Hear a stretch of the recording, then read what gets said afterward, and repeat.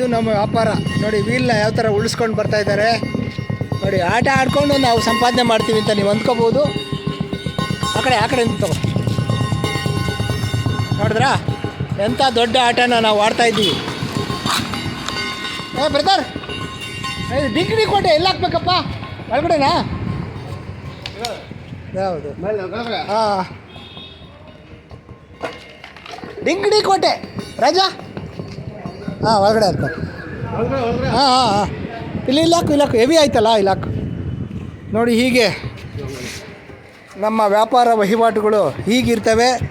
Heavy duty machineries, capital equipment, quarry, mining ಇದನ್ನೆಲ್ಲ ನಾವು supply ಮಾಡ್ತೀವಿ. ನೀವು ಇವಾಗ ತಗೊಂಡು ಬಂದವನು, ನಿನ್ನ ಹೆಸರೇನಪ್ಪ? ನಾಮ್ ಕ್ಯಾವ್ ಬತಾವ್? ಅಕ್ರಮ್ ತಗೊಂಡು ಬಂದ ನೋಡಿ.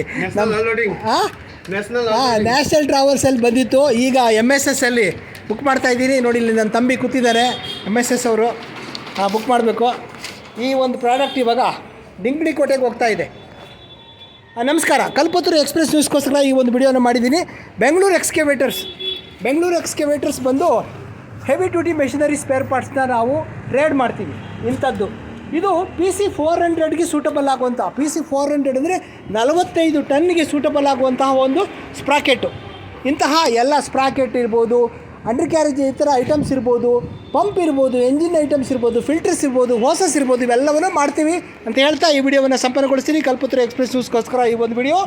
ನಾನು ಗಂಗಾಧರ್ ಕರಿಕೆರೆ.